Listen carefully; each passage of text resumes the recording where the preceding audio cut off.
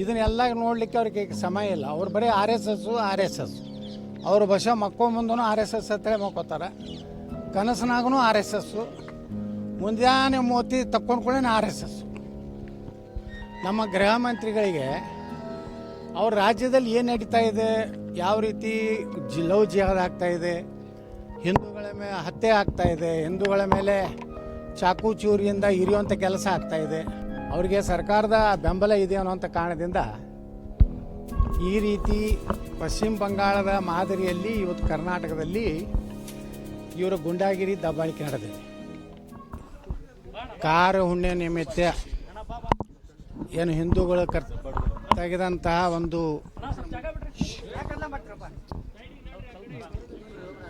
ಒಂದು ಮೆರವಣಿಗೆ ಮೇಲೆ ಅಮಾಯಕ ಯಾವುದೇ ರೀತಿ ಪ್ರಚೋದನೆಕಾರಿಯಾಗಿ ಯಾವುದೇ ಒಂದು ಘೋಷಣೆ ಕೂಗದೆ ಸುಮ್ಮನೆ ಶಾಂತವಾಗಿ ಕಾರುಣ್ಯ ಕಾರ್ಯಕ್ರಮದಲ್ಲಿ ಭಾಗವಹಿಸಿದಂಥ ಜನರ ಮೇಲೆ ದಿಢೀರ್ನೆ ಮುಸ್ಲಿಂ ಮತಾಂಧರು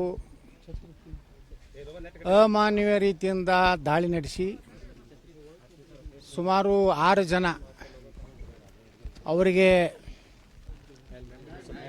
ಅವರು ಸಂಗ್ರಹಿಸಿ ಇಟ್ಟಂಥ ಕುಡುಗೋಲು ಮತ್ತು ಅನೇಕ ಅಸ್ತ್ರಗಳನ್ನು ಉಪಯೋಗ ಮಾಡಿ ವ್ಯವಸ್ಥಿತವಾಗಿ ಹಿಂದೂ ಹಬ್ಬಗಳ ಮೇಲೆ ದಾಳಿ ಮಾಡಬೇಕು ಅನ್ನೋಂಥ ಪೂರ್ವ ನಿಯೋಜಿತವಾಗಿ ಕಾರ್ಯವನ್ನು ಮುಸ್ಲಿಮರು ಮಾಡಿದ್ದಾರೆ.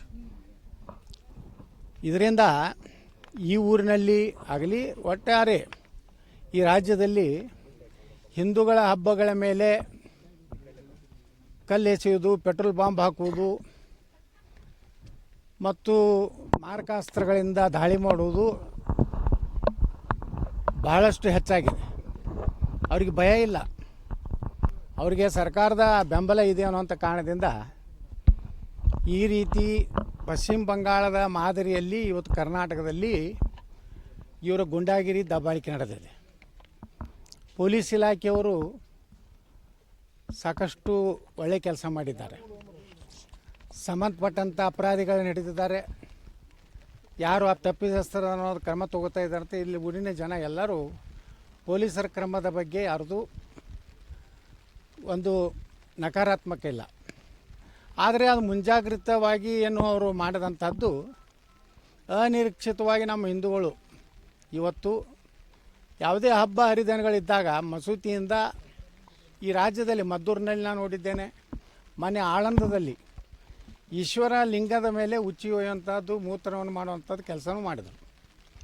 ದುರ್ದೈವ ಅಂದರೆ ಅವ್ರನ್ನ ನ್ಯಾಯಾಲಯದಿಂದ ಮುಕ್ತ ಮಾಡಬೇಕಂತ ಹೇಳಿ ಈ ಸರ್ಕಾರ ರಿಪೋರ್ಟ್ ಹಾಕ್ಬೇಕಂತೇಳಿ ಕೋರ್ಟಿಗೆ ಇದನ್ನು ತನ್ನ ಕ್ಯಾಬಿನೆಟ್ನಲ್ಲಿ ನಿರ್ಣಯ ಮಾಡಿತು. ಏನೋ ಒಬ್ಬ ಹಿಂದೂ ಕಾರ್ಯಕರ್ತರು ಗಿರೀಶ್ ಭಾರದ್ವಾಜ್ ಅನ್ನೋರು ಹೈಕೋರ್ಟಿಗೆ ಹೋದರು. ಹೈಕೋರ್ಟ್ ಇವತ್ತು ತಡೆಯಾಜ್ಞೆ ನೀಡಿದೆ. ಇದನ್ನೆಲ್ಲ ಕಾನೂನು ಸುವ್ಯವಸ್ಥೆ ಕರ್ನಾಟಕದಲ್ಲಿ ಸಂಪೂರ್ಣ ಹದಗೆಡ್ತಾ ಇದೆ. ಪೊಲೀಸರಿಗೆ ಮುಕ್ತವಾದಂಥ ಅಧಿಕಾರ ಇಲ್ಲ.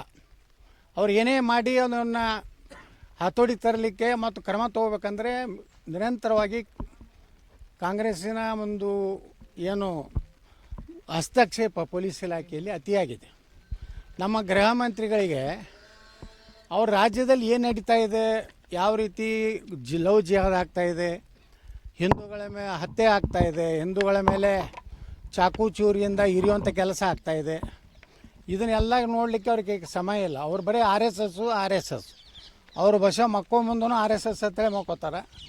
ಕನಸಿನಾಗೂ ಆರ್ ಎಸ್ ಎಸ್ಸು, ಮುಂಜಾನೆ ಮೋತಿ ತಕ್ಕೊಂಡ್ಕೊಳ್ಳೇನೆ ಆರ್ ಎಸ್ ಎಸ್ಸು. ಪೊಲೀಸ್ ಇಲಾಖೆ ಗೃಹ ಮಂತ್ರಿ ಅಂದರೆ ಭಾಳ ದೊಡ್ಡ ಜವಾಬ್ದಾರಿ ಇದೆ. ಗೃಹ ಮಂತ್ರಿ ಹೆಂಗಂದ್ರೆ 24 ತಾಸೂ ಜಾಗೃತಿ ಇರಬೇಕಾಗ್ತದೆ. ಇಡೀ ರಾಜ್ಯದಲ್ಲಿ ಎಲ್ಲಿ ಗಲಭೆ ಆಗ್ತಾವೆ, ಎಲ್ಲಿ ಘಟನೆ ಆಗ್ತಾವೆ, ತಕ್ಷಣ ಅಲ್ಲಿನ ಪೊಲೀಸ್ ಅಧಿಕಾರಿಗಳ ಜೊತೆ ಮಾತಾಡಿ ನಿರ್ದಾಕ್ಷಿಣ್ಯವಾದಂಥ ಕ್ರಮ ತಗುವಂಥದ್ದು ಮಾಡಬೇಕು. ಅದನ್ನು ಬಿಟ್ಟು ನಮ್ಮ ಗೃಹ ಮಂತ್ರಿಗಳು ಅದನ್ನೇನೂ ಮಾಡಲಾಗ್ಯಾರ. ಹಳ್ಳಿ ಮಿಳ್ಳಿ ಆರ್ ಎಸ್ ಎಸ್ಸನ್ನು ಬಿಟ್ಟರೆ ಇವತ್ತೇನು ಇದರಿಂದ ಕಾನೂನು ವ್ಯವಸ್ಥೆ ಕರ್ನಾಟಕದಲ್ಲಿ ಸಂಪೂರ್ಣ ಹಾಳಾಗಿದೆ. ಅದಕ್ಕೆ ನಾನು ಸರ್ಕಾರಕ್ಕೆ ಆಗ್ರಹ ಮಾಡ್ತೀನಿ, ಇವತ್ತು ಪೊಲೀಸರಿಗೆ ಫ್ರೀ ಹ್ಯಾಂಡ್ ಕೊಡಬೇಕು.